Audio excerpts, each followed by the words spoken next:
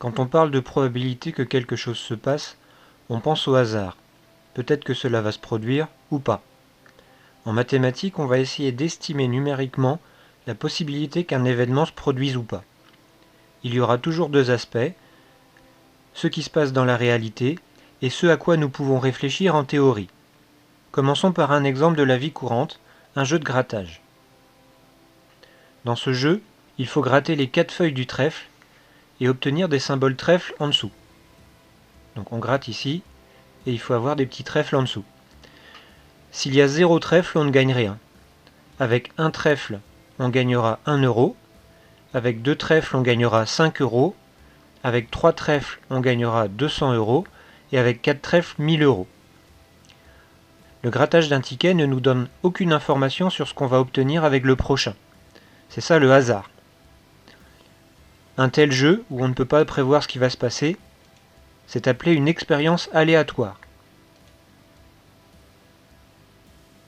Essayons déjà de répéter l'expérience plusieurs fois. On a acheté 1400 tickets et on les a grattés. Le graphique ci-dessous donne la fréquence d'apparition d'un ticket avec un seul trèfle, en fonction du nombre de tickets grattés. Je rappelle que la fréquence d'apparition d'un ticket à un trèfle, c'est le nombre de tickets avec un trèfle divisé par le nombre de tickets qu'on a grattés. Si on lit le graphique, on voit qu'avec 100 tickets grattés, on a une fréquence d'apparition de 0,21, soit 21%. Cela veut dire qu'on a eu 21 tickets avec un trèfle quand on en a gratté 100.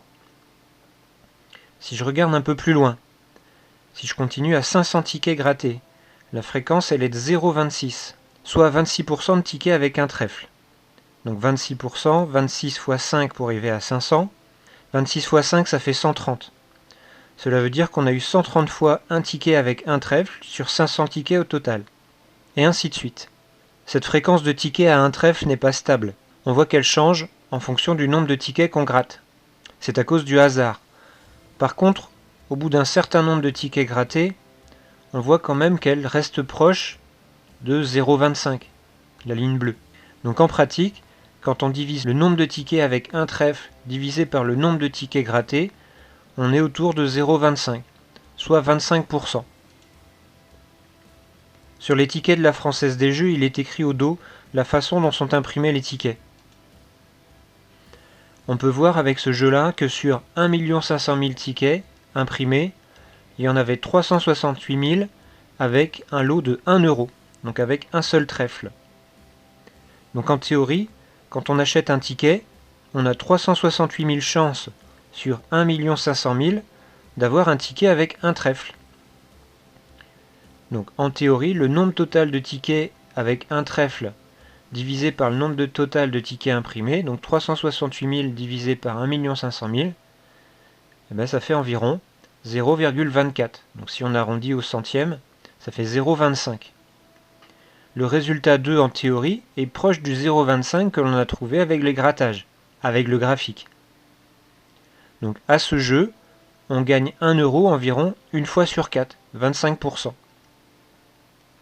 L'étude des probabilités, c'est justement estimer ce lien entre la théorie et la pratique.